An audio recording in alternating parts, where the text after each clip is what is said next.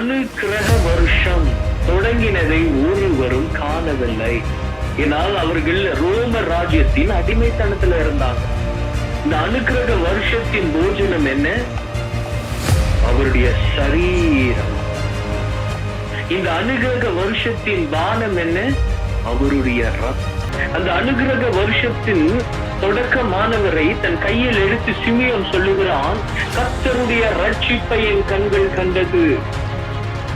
அவரே தொடக்கம், அவரே முடிவு. கிறிஸ்து இயேசுவுக்குள்ளாய் பிறக்கிறவன் அனுக்கிரக வருஷத்திலே பிறக்கிறான். கிறிஸ்து இயேசுவோடு நடக்கிறவன் அனுக்கிரக வருஷத்திலே நடக்கிறான். அனுக்கிரக வருஷத்தின் ஜீவன் அது இந்த பூமியில் தொடங்குகிறது. இந்த வார்த்தையின் ஜீவனின் முடிவு என்ன? பிதாவின் வலது பாரிசத்தம். அனுக்கிரக வருஷத்தின் பூரணம் சபை. சபை எடுத்துக் கொள்ளப்படும் நாள் வரை இயேசு கிறிஸ்துவின் நாமத்தில் உண்டாகும் மீட்பு இருக்கும். நம்ம அனுக்கிரக வருஷத்தை மனுஷருடைய நாள்ல தேடிட்டு இருக்கோம். எங்களுக்கு இந்த வருஷம் நல்லா இருக்குமா, எங்களுக்கு இது கிடைக்குமா, அது கிடைக்குமா? நீ அல்லவா அந்த வார்த்தையை நிறைவேறுதல். சபையை நீ அல்லவா பூமிக்கு கட்டுண்டவர்களின் விடுதலை. இன்று வரை நாம் அப்பா பிதாவே என்று அழைக்கிற புத்திர சுவிகாரத்தை பெற்றிருக்கிறோம். ஆனா சரீர மீட்பாகிய புத்திர சுவிகாரம் வர காத்திருக்கிறோம். சபையே உன் எதிர்காலம் பிதாவின் வலது பாரிசம். கிறிஸ்துவின் சபைக்கு பூமியில் ரட்சிப்பு இல்லை. கிறிஸ்துவின் சபைக்கு பூமியிலே சிலுவை மரணம். கிறிஸ்துவின் சபை இந்த பூமிக்கு ரட்சிப்பாயிருக்கும். கிறிஸ்து இயேசுவே உன் ரட்சிப்பாயிருப்பார். சபையின் ரட்சிப்பு என்ன தெரியுமா? கிறிஸ்து இயேசுவுக்குள் இருப்பதுதான் அதன் ரட்சிப்பு. சபையின் பரிசுத்தம் என்ன தெரியுமா? கிறிஸ்து இயேசுவுக்குள் இருப்பதுதான் அதன் பரிசுத்தம்.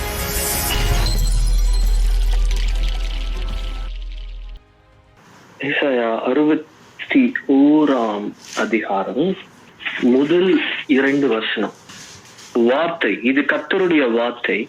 இந்த வார்த்தை யாருக்கு உண்டானது? எப்பொழுது உண்டானது? இந்த வார்த்தை தேவனுடைய ஜீவனிலிருந்து புறப்பட்ட இந்த வார்த்தை, தேவனுடைய ஜீவனிலிருந்து, பரலோகத்தில் இருக்கிற தேவனுடைய ஜீவனிலிருந்து புறப்பட்டு வந்த வார்த்தை தன் பலனை கொடாமல் அது பூமியை நிறைத்து அது தன் பலனை கொடாது தேவனிடத்துல திரும்பாதான்.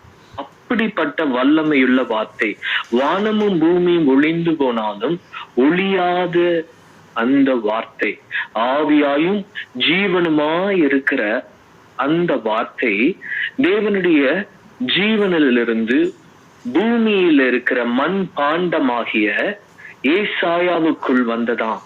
இந்த வார்த்தை அவருக்குள் வந்து இந்த வார்த்தையை அவர் சாட்சியிடுகிறார். இந்த வார்த்தையை சாட்சியிட்ட முதல் மாம்ச மனிதன் ஏசாயா.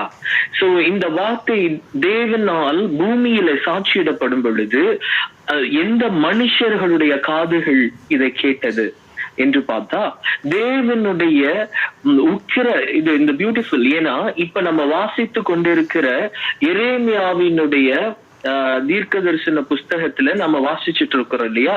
தேவனுடைய உக்கிர கோபம் தம் ஜனத்தின் மேல் ஊற்றப்பட்டு அவர்கள் பாபிலோனிய தேசத்திற்கு கைதிகளாக சிறைப்பிடிக்கப்பட்டு கொண்டு போகப்பட்டு 70 வருஷம் தேவனுடைய நியாய விசாரிப்பின் காலம், தேவனுடைய நீதி சரி கட்டுதலின் காலம் முடிந்து அவர்கள் மறுபடியும் எருசலேமுக்கு வந்து குடியேறின பொழுது தேவனுடைய இந்த வார்த்தை அவர்களுக்கு நடுவே வெளிப்படுகிறது. அப்போ ஏசாயா எழுந்து நிற்கிறார். மண் பாண்டமாகிய தேவனால் அபிஷேகம் பண்ணப்பட்டு தேவனுடைய வார்த்தையை பூமியிலே அறிவிக்கும்படி தேவன் பிரித்தெடுத்த மனிதனாகிய தேவனுடைய ஊழியக்காரனாகிய ஏசாயா எழுந்து நின்று இந்த மனிதர்களுக்கு எருசலேமுக்கு திருப்பி கொண்டு வரப்படுகிற மனிதர்களுக்குள்ளே இந்த வார்த்தையை அறிவிக்கிறார். என்னன்னு அறிவிக்கிறார்? கர்த்தருடைய ஆவியானவர் என்மேல் இருக்கிறார். என்ன சொல்லுகிறார்? கர்த்தருடைய ஆவியானவர் என்மேல் இருக்கிறார். அவர் என்னை அபிஷேகம் பண்ணி இருக்கிறார். The spirit of the sovereign Lord is on me, because The Lord has anointed me. கர்த்தராகிய ஆவியானவர் என் மேல் இருக்கிறார், அவர் என்னை அபிஷேகித்திருக்கிறார். எதற்காக அபிஷேகித்திருக்கிறாரா?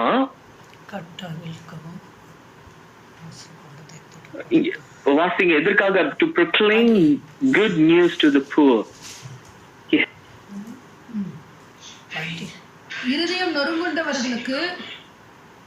நொறுங்குண்டவர்களுக்கு காயம் கட்டுதலையும், சிறைப்பட்டவர்களுக்கு விடுதலையையும், கட்டுண்டவர்களுக்கு கட்டு அவிழ்த்தலையும் கூறவும், கர்த்தருடைய அனுக்கிரக வருஷத்தையும் நம்முடைய தேவன் நீதியை சரிகட்டும் நாளையும் கூறவும், துயரப்பட்ட அனைவரும் ஆறுதல் செய்யவும். நம்ம இதுல தேவன் இன்றைக்கு நமக்கு காண்பிக்க இருக்கிறது அவருடைய அனுக்கிரக வருஷத்தை கூறவும். சோ கர்த்தராகிய ஆவியானவர் என்மேல் இருக்கிறார், அவர் என்னை அபிஷேகித்திருக்கிறார், அவர் உங்களுக்கு அனுக்கிரக வருஷத்தை கூறும்படி. சோ இந்த வார்த்தை அவர்கள் கேட்ட பொழுது அவர்கள் இதை எப்படி பார்க்கிறாங்கன்னா, இது கர்த்தருடைய வார்த்தை படி நம்ம கர்த்தருடைய அனுக்கிரக வருஷ காலம் நமக்கு வரும். நம்ம கர்த்தர் இப்போ நமக்கு சுவிசேஷத்தை அறிவித்து நம்மை கூட்டி வந்திருக்கிறார். என்ன அந்த சுவிசேஷம்? இனி நமக்கு நன்மையான நாட்கள். இந்த நன்மையான நாட்களில நம்ம இருதயம் நொறுக்கப்பட்டு இருந்தோமே, அந்நிய தேசத்திலே நம்ம நொறுக்கப்பட்டிருந்த நம்ம இருதயத்தை அவர் கட்டுவார்.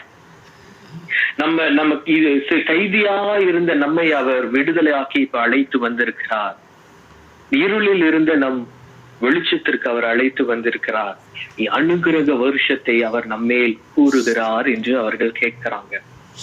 கர்த்தருடைய வார்த்தை தன் பலனை கொடாமல், அப்படின்னா தேவனுடைய ஜீவனிலிருந்து புறப்பட்டு வந்த வார்த்தைக்குள்தான் அந்த வார்த்தையின் பலன் இருக்குமே தவிர, அதை கேட்கிற மனிதன் அதை எப்படி புரிந்து கொள்ளுகிறான் என்பதின்படி அல்ல.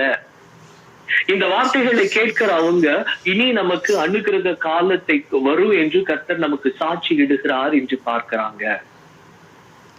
கர்த்தர் நம்ம இப்ப விடுதலையாக்கி கூட்டி வந்தாங்க.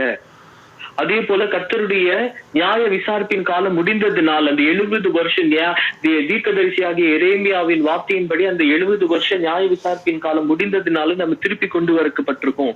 அப்ப தேவன் சொல்லுகிற காலம் இதுதான். என்ன நினைத்தாங்க? தேவன் சொல்லுகிற அந்த அனுக்கிரக வருஷம் இதுதான் என்று அவர்கள் நோக்கினார்கள். ஆனால் தேவனுடைய வார்த்தை தன் பலனை கர்த்தர் தான் அறிவார். மனுஷனுடைய புரிதலோ, அவன் எதிர்பார்ப்போ, அவன் நம்பிக்கையோ, அவன் விசுவாசமோ அல்ல. சோ இந்த வார்த்தையை தேவன் அவர்களுக்கு அருளுகிறார். இந்த வார்த்தையை அவர்கள் நோக்கி பார்க்க தொடங்கினாங்க. அந்த வார்த்தையை கேட்ட பொழுது அவங்களுடைய இருதயம் சந்தோஷம் அடைந்தது. ஏன்னா ஒரு மனுஷனுடைய இருதயம், உனக்கு நன்மை உண்டாகும், இந்த வருஷம் உங்களுக்கு நன்மையா இருக்கும், கர்த்தர் உங்களுக்கு அனுக்கிரக வருஷத்தை கூறுகிறார் என்று சொன்னா என்ன செய்வோம்? எல்லாருமே நியூ இயர்ல போகும்போது என்ன வார்த்தைகளை கேட்க விரும்புவோம்? இல்லைன்னா பர்த்டேக்கோ நம்ம எங்கேயாவது போகிறோம், ஏதாவது ஒரு பிசினஸ் தொடங்குறோமோ, இல்லைன்னா ஸ்கூல் காலேஜோ போறோம்னா என்ன மாதிரி வார்த்தைகளை கேட்போம்? சோ அதே போல சிறை பிடிப்பில இருந்து சொந்த தேசத்திற்கு வந்தவங்க இந்த வார்த்தையை கேட்கும் பொழுது அவங்க என்ன நினைப்பாங்க? அவங்க மனுஷ நினைவுகள் என்ன? இனி நமக்கு நல்ல காலம். கர்த்தர் சுவிசேஷத்தை, இங்கிலீஷ்ல அழகா இருக்கு, குட் நியூஸ், சுவிசேஷம், நன்மையான சேஷம், சுவிசேஷத்தை நமக்கு கூறுகிறார். நம்ம சொந்த தேசத்துக்கு அழைத்து வந்த தேவன் நமக்கு நன்மை செய்கிறார். இந்த அனுக்கிரக வருஷம் நமக்கு தொடங்கிட்டு நம்மளை விடுதலை ஆக்கிட்டாரு. நம்ம பாபிலோனியர் கையில நம்ம என்ன செய்திருந்தோம்? அடிமைகளா இருந்தோம். கர்த்தர் நம்மளுடைய அடிமைத்தனத்தை முறித்துட்டாரு. இதோ நன்மையான வருஷம், இந்த வருஷம் நன்மையானது என கர்த்தர் சொல்லிட்டாரு. எப்படி சொன்னாராம்? ஒரு மாம்ச மனிதனாகிய எரேமியா எழுந்து, ஏசாயா எழுந்து நின்று சொல்றார், கர்த்தருடைய ஆவியானவர் என் மேல் இருக்கிறார். சோ அவங்க பாக்குறாங்க, கர்த்தருடைய ஆவியானவர் மண் பாண்டமாகிய எரேமியாவுக்குள் வந்தாராம். கர்த்தராகிய ஆவியானவர் மண் பாண்டமாகிய எரேமியாவை அபிஷேகித்தாராம். அவரை அபிஷேகித்து அனுக்கிரக வருஷத்தை கூறியிருக்கிறார். அவர்கள் நோக்கி பார்த்தார்கள். ஆனால் இந்த வார்த்தை தன் பலனை கொடுக்கும்படி பூமியிலே தேவனுடைய ஜீவனிலிருந்து புறப்பட்டு வந்த அந்த வார்த்தை தங்கி இருந்தது. அவர்கள் அந்த வார்த்தை அந்த மண் பாண்டமாகிய ஏசாயா அறிவித்த பொழுது அந்த வார்த்தையின் நம்பிக்கையாய் அங்கு வெளிப்பட்டது. இந்த காலம் வரும், அனுக்கிரக வருஷம் வரும். கர்த்தருடைய வார்த்தை வெளிப்படும் பொழுது அது வருகிற காரியத்தின் அடையாளம், அந்த நம்பிக்கையின் அடையாளமா இந்த வார்த்தை பூமியிலே தங்கி இருந்தது. அது பலம் கொண்டு இருந்தது. அது மனுஷனுடைய கண்களுக்கு புலப்படல, மனுஷனுடைய ஞானத்திற்கு தோன்றவும் இல்லை, அவன் இருதயத்தில் ஆகிலும் அது வெளிப்படவும் இல்லை. ஏன்னா மனுஷர்கள் என்ன நினைத்தாங்க, நம்ம பாபிலோனிய சிறையிருப்பிலிருந்து நம்ம விடுவித்துட்டாரு, அதுதான் விடுதலைன்னு நினைத்தாங்க. நம்ம காசு இல்லாம பட்டினி இல்லாம தரித்திரர்களா இருந்தோம், அதுல இருந்து நம்மளை விடுவிக்கிற சுவிசேஷம் என்று நினைத்தார்கள். இனி நம்ம திராட்சை தோட்டங்களை நாட்டுவோம், நம்ம பயிரிடுவோம், அது 30, 60, 100 பலன் கொடுக்கும் என்று சொல்லி அவர்கள் வயல் நிலங்களையும் திராட்சை தோட்டங்களையும் விளைச்சலாய் பார்த்தாங்க. அவர்கள் நினைவு அதை சொன்னது, அவர்கள் மனது அதை நினைத்து சந்தோஷப்பட்டு கொண்டிருந்தது. அவர்கள் சந்தோஷம் என்ன, நான் சொந்த தேசத்திற்கு வந்து விட்டேன், இனி நம்மை அடிமைப்படுத்தின பாபிலோனிய ராஜ்யம் நம்மிடத்தில் இல்லை, நம்முடைய தேவ ஆலயத்திற்கு வந்து விட்டோம், இதுவே கர்த்தர் நமக்கு அருளின விடுதலை என்று அந்த விடுதலையிலே அவங்க பூரித்தாங்க. அவங்க அந்த ரட்சிப்பை அவங்க மனதும் நினைவும் அவர்களுக்கு அறிவித்தது. அந்த ரட்சிப்பிலே அவர்கள் களி கூர்ந்தார்கள். ஆனால் தேவனுடைய ஜீவனில் இருந்து புறப்பட்ட அந்த வார்த்தை அவர்களுக்கு நம்பிக்கையின் அடையாளமாய்தான் வெளிப்பட்டிருந்தது. அந்த வார்த்தை பலம் கொள்ள தொடங்கினது. அந்த வார்த்தை விசுவாசமாய் மரியாள் இடத்திலே கடந்து வந்தது. மரியாள் இடத்திலே இப்போ இந்த வார்த்தையின் ஜீவன் வெளிப்படுகிறது. கர்த்தராகிய ஆவியானவர் மரியாளின் மேல் நிழலாடுகிறார்.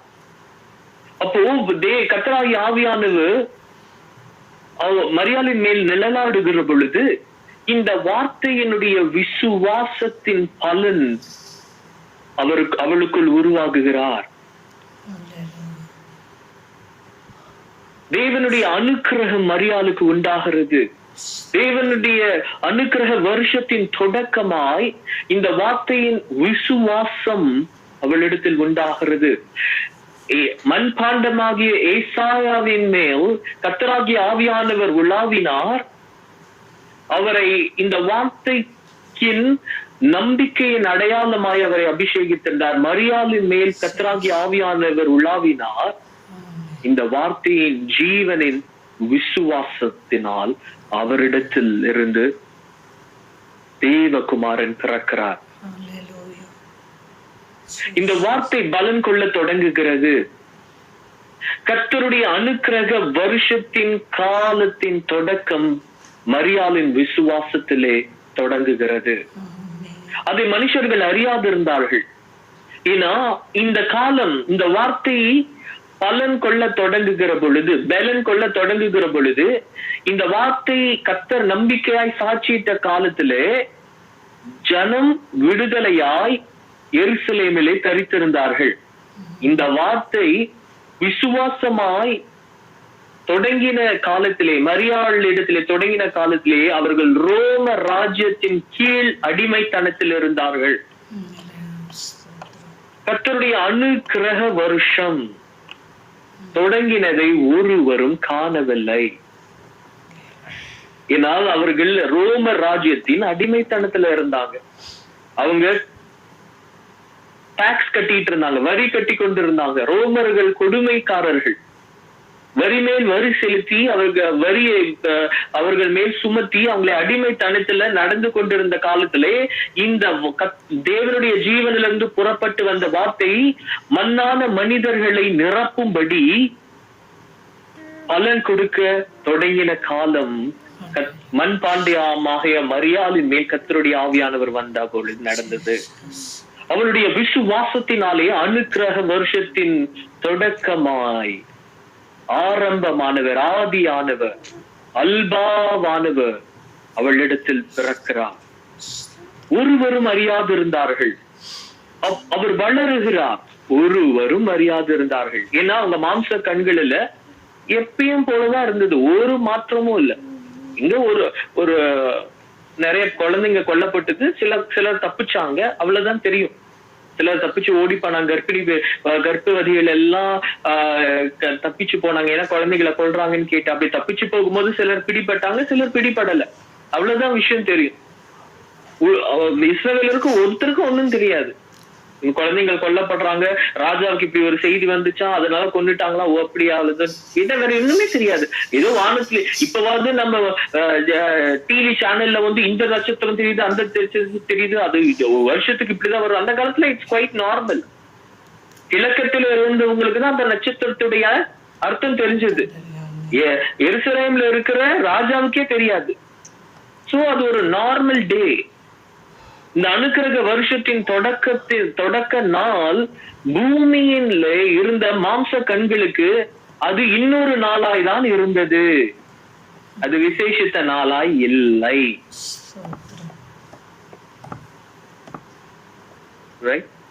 விசுவாச கண்களுடையவர்களுக்கு தான் அது விசேஷித்த நாள்.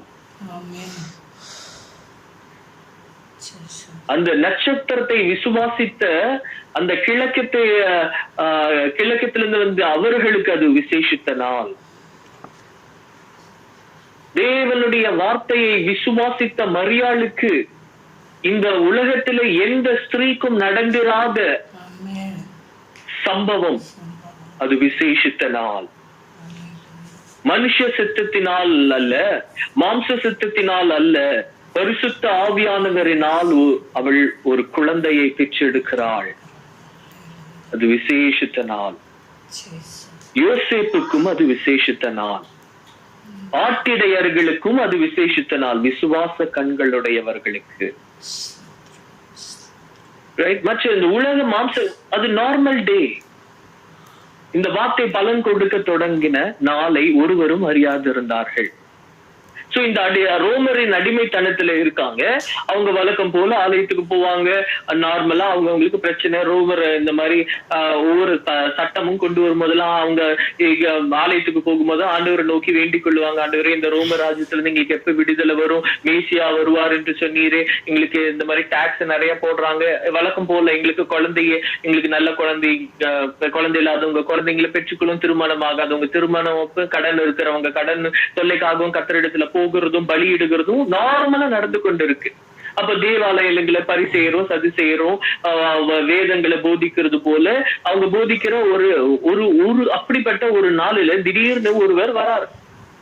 சோ அப்படி வருகிற பொழுது அவர் ஆலயத்துல மேல ஏறி நிக்கிறார். அவர் ஏறி நிற்கும் போது அவர் கையில ஒரு சுருளை கொடுக்கறாங்க. அன்னைக்கு வாசிக்க வேண்டிய பகுதி அது யார் வேணா வாசித்திருக்கலாம் அன்றைக்கு. சரி, ஓகே, யார் வாசித்தாலும் கேட்கிற அந்த ஜனங்கள் அங்க ஒரு சிறு கூட்டம் அங்க உட்கார்ந்து கொண்டு இருக்கிறது. அந்த ஜெப ஆலயத்திற்குள்ள ஒருவர் வந்து நுழைகிறார். லூக்கா 4ஆம் அதிகாரம் 18வது வசனம். லூக்கா 4:18 ஒருவர் வராரு. அவர் கையில ஒரு சுருள் கொடுக்கப்படுகிறது. அந்த சுருளை அவர் திறக்கிறாரு. அவர் திறந்து வாசிக்க தொடங்குறாரு. லூக்கா 4:18 வரைக்கும். கர்த்தருடைய ஆவியானவர் என் மேல் இருக்கிறார், தரித்திரருக்கு சுவிசேஷத்தை பிரசங்கிக்கும்படி என்னை அபிஷேகம் பண்ணினார். இருதயம் நறுங்கொண்டவர்களை குணமாக்கவும், சிறைப்பட்டவர்களுக்கு விடுதலையையும், குருடருக்கு பார்வையையும் பிரசித்திப்படுத்தவும், நொறுங்குண்டவர்களை விடுதலையாக்கவும், கர்த்தருடைய அனுக்கிரக வருஷத்தை பிரசித்திப்படுத்தவும் என்னை அனுப்பினார் என்று எழுதியிருக்கிற இடத்தை அவர் கண்டு வாசித்து புஸ்தகத்தை சுருட்டி பணிவிடைக்காரனிடத்தில் கொடுத்து உட்கார்ந்தார். ஜெபாலயத்தில் உள்ள எல்லாருடைய கண்களும் அவர் மேல் நோக்கமாய் இருந்தது. அப்பொழுது அவர் அவர்களோட பேசத் தொடங்கி, உங்கள் காதுகள் கேட்க இந்த வேத வாக்கியம் இன்றைய தினம் நிறைவேறிற்று என்றார். ஆமென், அல்லேலூயா. எல்லாரும் அவருக்கு நற்சாட்சி கொடுத்து அவருடைய வாயிலிருந்து புறப்பட்ட கிருபையுள்ள வார்த்தைகளை குறித்து ஆச்சரியப்பட்டு, இவன் யோசேப்பின் குமாரன் அல்லவா என்றார்கள். அவர்கள் காதுகள் கேட்க பல நூற்றாண்டுகளுக்கு முன்பாக தேவனுடைய ஜீவனிலிருந்து ஒரு மண்ணான மனிதனின் மேலே சாட்சியாய், நம்பிக்கையின் சாட்சியாய் வெளிப்பட்ட தேவனுடைய வார்த்தை அது பூமியை நிரப்பி அது காத்திருந்து மண் பாண்டமாகிய மரியாளுக்குள் விசுவாசமாய் தொடங்கின தேவனுடைய வார்த்தையின் பலன் கிறிஸ்து இயேசுவுக்குள்ளாய் நிறைவேறினதாம். மாம்சமாகிய கிறிஸ்துவின் மாம்சத்திலே பிதாவானவர், நம்ம எபிரேயர்ல வாசிக்கிறோம், நீர் எனக்கு ஒரு சரீரத்தை ஆயத்தம் பண்ணினீர். சோ கிறிஸ்துவின் மாம்சத்திலே இப்பொழுது பரிசுத்த ஆவியானவர் இறங்கி இருந்தாரா? அவர் சொல்லுகிறார், கர்த்தருடைய ஆவியானவர் என்மேல் இருக்கிறார். இயேசு தேவ ஆலயத்துல, ஜெப ஆலயத்துல நிற்கிறார். அவர் இந்த வார்த்தையை வாசிக்கிறார். இப்போ அந்த வார்த்தை அவருக்குள் நிறைவேறுகிறதா? அவர் அந்த வார்த்தையின் நிறைவேறுதலை அவர் நிற்கிறார். அந்த வார்த்தையை சாட்சி இடுகிறவர்களை நாம் பார்த்தோம். அந்த வார்த்தையை விசுவாசித்தவர்களை பார்த்தோம். இந்த வார்த்தையின் நிறைவேறுதலானவர் நிற்கிறார். அப்போ அவர் சொல்லுகிறார், இந்த வார்த்தை உங்கள் காதுகள் கேட்க இப்பொழுது நிறைவேறினது. ஏன்னா இந்த வார்த்தையின் நிறைவானவர் அதை அறிவிக்கிறார். கர்த்தருடைய ஆவியானவர் என்மேல் இருக்கிறார் என்கிற அந்த வார்த்தை நிறைவு. பரிசுத்த ஆவியானவர் சாட்சியிடும்படி நம்பிக்கையின் சாட்சியாய் ஏசாயாவின் மேலும் விசுவாசத்தின் சாட்சியாய் மரியாளின் மேலும், நம்பிக்கையின் விசுவாசத்தின் அன்பின் பூரணத்திலே அனுக்கிரக வருஷத்தை, தேவனுடைய ஜீவனின் அனுக்கிரக வருஷம். இந்த வருஷம் என்னவா? இதன் அடையாளம் என்னவா? கட்டுண்டவர்கள் மாம்ச மனிதர்களால் சிறைப்பிடிக்கிற சிறையும் அல்ல, வியாதி வறுமை என்கிற கட்டுகளும் அல்ல. இது என்ன ரட்சிப்பாம்? ஏசாயா 61 தொடர்ந்து வாசனம் சொல்லணும். அது தேவனே ரட்சிப்பா இருக்கும்படியான அனுக்கிரக வருஷம். சிறை இருப்பில் இருந்து விடுதலை. என்ன சிறை இருப்பின் விடுதலையாம்? பாவ சிறை இருப்பில் இருந்து விடுதலை.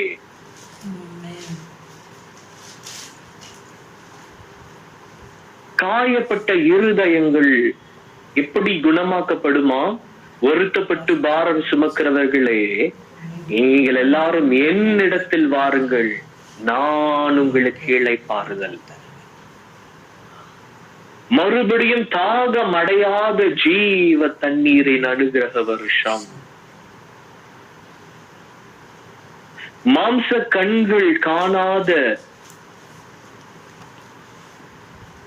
ஆகாரம், ஆகார திரட்சி. அது என்ன ஆகார திரட்சியா? வானத்திலிருந்து இறங்கி வந்த மெய்யான மன்னா. இந்த அனுக்கிரக வருஷத்தின் போஜனம் என்ன? அவருடைய சரீரம். இந்த அனுகிரக வருஷத்தின் பானம் என்ன? அவருடைய ரத்தம். இந்த அனுகிரக வருஷத்தின் மீட்பு என்ன? அவர். இந்த அனுகிரக வருஷத்தை தொடங்கின நாளிலே கர்த்தருடைய வார்த்தையை குறித்து விசுவாச கண்கள் உள்ளவர்கள் அதை கண்டார்கள். அந்த அனுகிரக வருஷத்தின் தொடக்கமானவரை தன் கையில் எடுத்து சிமியோன் சொல்லுகிறான், கர்த்தருடைய ரட்சிப்பை என் கண்கள் கண்டது. அன்னாள், தீர்க்கதரிசியாகிய அன்னாள் சொல்லுகிறார், இஸ்ரவேலினுடைய மீட்பு குறித்து அவள் தீர்க்க தரிசனமாய் சொல்லுகிறார். அந்த அனுக்கிரக வருஷத்தின் தொடக்கத்தை விசுவாச கண்கள் உள்ளவர்கள் கண்டார்கள். எஸ், அந்த அனுக்கிரக வருஷத்தின் நிறைவேறுதல் கிறிஸ்து காலம் அல்ல, கிறிஸ்து அவரே தொடக்கம், அவரே முடிவு. கிறிஸ்து இயேசுவுக்குள்ளாய் இந்த விடுதலையும் மீட்பும் ரட்சிப்பும். இது இந்த அனுக்கிரக வருஷத்தில் தேவன் சொல்லுகிறார், நமக்கு சந்தோஷம் உண்டாகுமா? அந்த சந்தோஷத்தை குறித்து தேவன் எப்படி அறிக்கை இடுகிறார்? அது ஐசாயா 61:7 அது நித்திய சந்தோஷமாம். அவர் நித்திய உடன்படிக்கையை நம்மிடத்தில் ஏற்படுத்தும்படியான அனுக்கிரக வருஷமா. இந்த அனுக்கிரக வருஷத்திலே தேவன் தம்முடைய ஜனங்களை அவருடைய ஆசாரியர்களாய் நிறுத்துகிறாராம். கிறிஸ்து இயேசுவுக்குள்ளாய் நாம் ராஜரீக ஆசாரிய கூட்டமாய் எழுப்பப்பட்டிருக்கிறோம். கிறிஸ்து இயேசுவுக்குள்ளாய் நித்திய உடன்படிக்கையில் அந்த அனுக்கிரக வருஷத்திலே அவர் நம்மோடு கூட இட்டிருக்கிறார். அந்த அனுக்கிரக வருஷத்தில் அவரோடு இருக்கிறவர்களுக்கு நித்திய சந்தோஷம் தொடங்குகிறது. கிறிஸ்து இயேசுவுக்குள்ளாய் இருக்கிறவங்க எப்பொழுதும் மகிழ்ந்திருக்கும்படி, ஏன்னா நாம் அவருக்குள் நித்திய மகிழ்ச்சியை காண்கிறோம். Rejoice in the Lord always. அந்த அனுக்கிரக வருஷம் என்பது இந்த வருஷம் அந்த வருஷம் அல்ல, கிறிஸ்துவே அந்த அனுக்கிரக வருஷமாயிருக்கிறார். கிறிஸ்து இயேசுவுக்குள்ளாய் பிறக்கிறவன் அனுக்கிரக வருஷத்திலே பிறக்கிறான். கிறிஸ்து இயேசுவுக்குள்ளாய் வாழ்கிறவன் அனுக்கிரக வருஷத்திலே வாழ்கிறான். கிறிஸ்து இயேசுவோடு நடக்கிறவன் அனுக்கிரக வருஷத்திலே நடக்கிறான். கிறிஸ்து இயேசுவுக்குள்ளே அவன் நித்திய சந்தோஷம், நித்திய பேரின்பம், நித்திய பாக்கியம், நித்திய உடன்படிக்கை, நித்திய சமாதானம், தேவனுடைய நித்திய பேரன்பு, எவர் லாஸ்டிங் லவ், அவன் அந்த அனுக்கிரக வருஷத்தில் அவன் பிரவேசிக்கிறான்.